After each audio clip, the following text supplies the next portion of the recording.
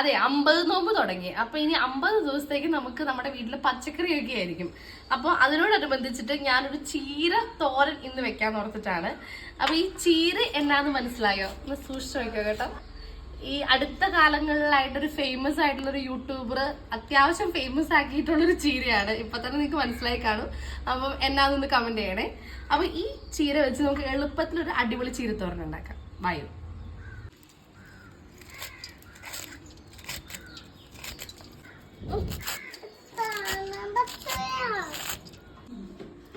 നമ്മുടെ ചീര അരിഞ്ഞു കഴിഞ്ഞിട്ടുണ്ട്. പിന്നെ ഇതിൻ്റെ അത് വലിയ വലിയ പീസുകൾ ഉണ്ടെങ്കിൽ അതും കൂടെ അരിയാൻ വേണ്ടി ഞാൻ തപ്പി നോക്കുവാണ്.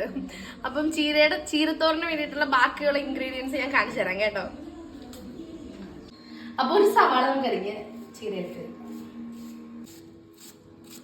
ഇതുണ്ട്, കറിവേപ്പിലയും കൂടെ അരിഞ്ഞിട്ട്, അല്ലെങ്കിൽ കറിവേപ്പിലൊക്കെ. ഇവിടെ തേങ്ങ പൊട്ടിക്കുമ്പോ സ്ഥിരം കാണുന്നൊരു കാഴ്ചയാണ്. അടിയിലേക്ക് നോക്ക്,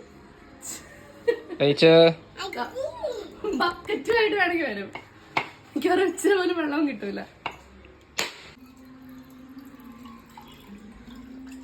ശരിക്കും ചെറുപ്പത്തേക്ക് ആരും ഇങ്ങനെയായിരുന്നു കേട്ടത്.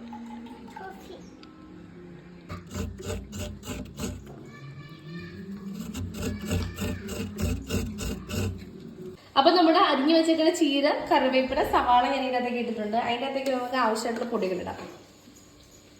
സ്വല്പം മഞ്ഞൾപ്പൊടി,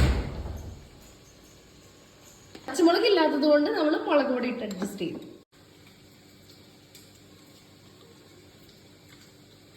എല്ലാം കൂടി ഒന്ന് മിക്സ് ചെയ്തിട്ട് നമുക്ക് നമ്മുടെ ചീനച്ചട്ടിയിലേക്ക് ഇടാം. നമുക്ക് കടുകിടാം. അപ്പൊ കടുകെല്ലാം പൊട്ടി വന്നിട്ടുണ്ട്. നമുക്കിനി നമ്മുടെ ചീര മിക്സ് കൂടി ഇടാം.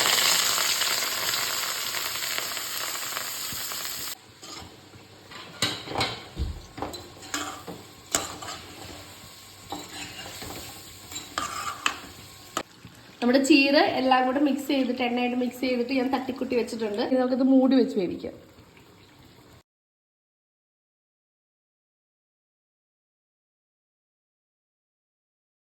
ചീര നല്ലപോലെ വെന്തിട്ടുണ്ട്. ഇനി നമുക്ക് ഇതിലേക്ക് തേങ്ങ ചേർത്ത് ഇളക്കി.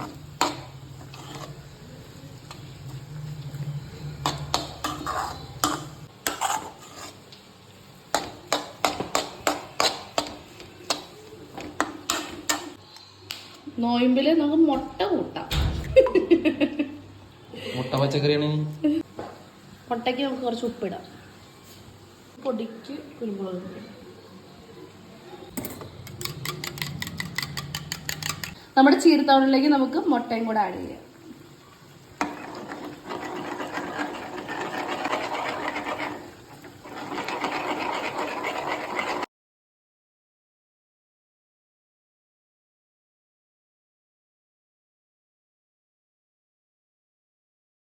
അപ്പൊ നമ്മുടെ ചീരത്തോരൻ റെഡി ആയിട്ടുണ്ട്. അതെ, അടിപൊളിയായിട്ടുണ്ട്. നല്ല ചൂട് പറക്കുന്ന ചീരത്തോരൻ.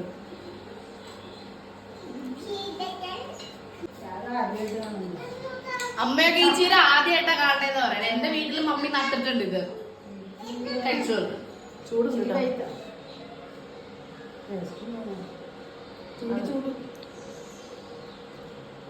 കയ്പോ അങ്ങനെ ഒന്നും ഇല്ലല്ലോ. ചീരയുടെ സെയിം ടേസ്റ്റ് നല്ലതല്ലേ? പിന്നെ ഇത് എന്നാ ചീര കമന്റ് ചെയ്യണം കേട്ടോ, അറിയാവുന്നവര്. പിന്നെ നിങ്ങളൊക്കെ എങ്ങനെയാ ചീരത്തോരൻ ഉണ്ടാക്കുന്നത്, അതുപോലെ ചീര കൊണ്ട് വേറെ എന്തെങ്കിലും ഡിഷസ് ഒക്കെ ഉണ്ടാക്കാൻ പറ്റുമോ, അതും കൂടെ ഒന്ന് കമന്റ് ചെയ്യണേ. അപ്പൊ വേറൊരു വീഡിയോ ആയിട്ട് പിന്നെ കാണാം. ടാറ്റാ.